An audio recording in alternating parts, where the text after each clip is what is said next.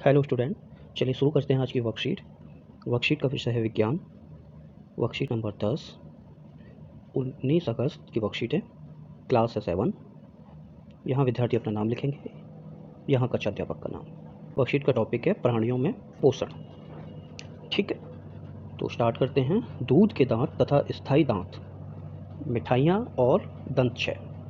एक दिन घर में भोजन करते समय राजू, जो 7 साल का बच्चा है, ने पाया कि उसका एक दांत ढीला हो गया है।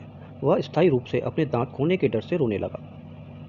उसकी माँ ने मुस्कुराते हुए उसे दूध के दांत और स्थायी दांत के बारे में बताया। दूध के दांत, चलिए पता करते हैं। यहाँ आएगा दूध के दांत के बारे में। भोजन को मुंह के माध्यम से ग्रहण करते हैं, जहाँ वह दांतों की मदद से छोटे छोटे टुकड़ों में पिस जाता है। क्या आप जानते हैं कि हम अपने जीवन में 2 बार दांतों का सेट प्राप्त करते हैं? ठीक है, तो दूध के दांत के बारे में यहाँ पर दिया गया है, आप ये पढ़ लेते हैं। शैशव काल यानी कि शिशु जब बच्चे होते हैं, 1 से 2 वर्ष की आयु के दौरान दांतों का पहला सेट निकलता है। ठीक है, तथा लगभग 6 से 8 वर्ष की आयु तक ये सभी दांत दूध के जो हैं गिर जाते हैं, टूट जाते हैं। इन्हें दूध के दांत कहा जाता है। अरे हाँ, हम सब अपना दूध का दांत खो चुके हैं। बिल्कुल, हम दूध के दांत खो चुके हैं, आप लोग, सभी लोग। फिर मेरा अभी के दांतों का सेट क्या कहलाएगा? ठीक है, तो दूध के दांत टूट जाने के बाद फिर आते हैं हमारे स्थायी दांतों का सेट। स्थायी दांत, दूध के दांतों के स्थान पर दांतों का दूसरा सेट निकलता है, जिन्हें स्थायी दांत कहते हैं।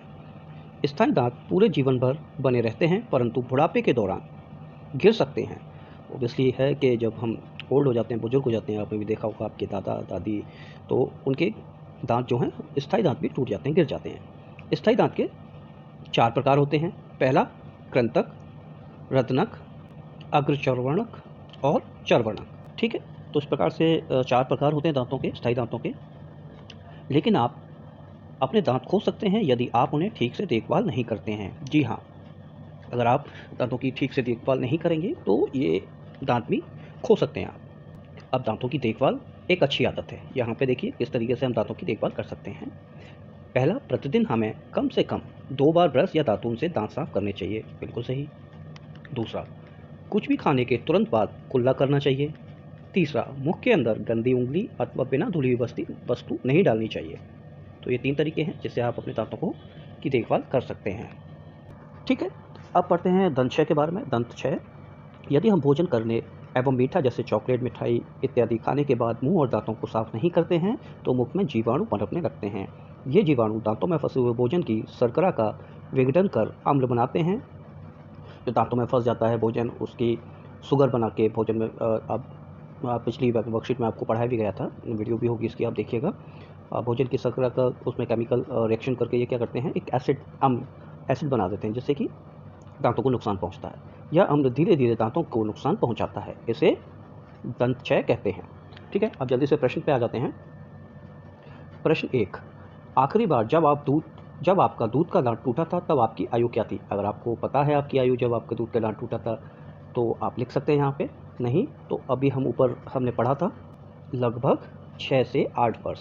ठीक है, तो ये प्रश्न नंबर 1 का आंसर बन जाता है, लगभग 6 से 8 वर्ष की आयु में। प्रश्न नंबर 2 पे आ जाते हैं।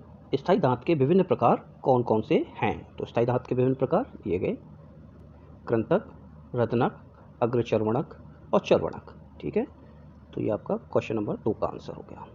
प्रश्न नंबर 3, दंतक्षय के रोकथाम के लिए किन्हीं 3 अच्छी आदतों को लिखें। तो ये 3 अच्छी आदतें यहाँ लिखी हुई हैं, ये आप लिख सकते हैं। ये तीसरे प्रश्न का आंसर हो गया, ये तीनों ही आप लिखिएगा। प्रश्न नंबर 4 पे आते हैं। रिक्त स्थान भरें।